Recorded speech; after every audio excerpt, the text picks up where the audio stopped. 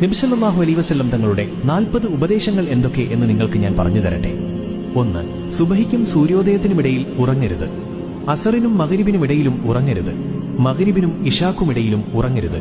2. പിശുക്കന്മാരായ ആളുകളുടെ കൂടെ ഇരിക്കുന്നത് ഒഴിവാക്കുക. 3.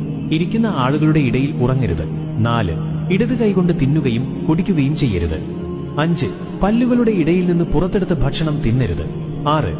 വിരലുകളുടെ കെനുപ്പുകൾ പൊട്ടിക്കരുത്. 7. രാത്രിയിൽ കണ്ണാടിയിൽ നോക്കരുത്. 8.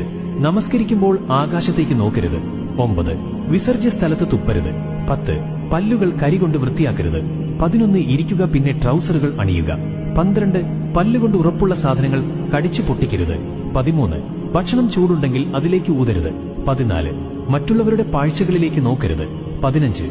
ബാങ്കിന്റെയും ഇഖാമത്തിന്റെയും ഇടയിൽ സംസാരിക്കരുത്.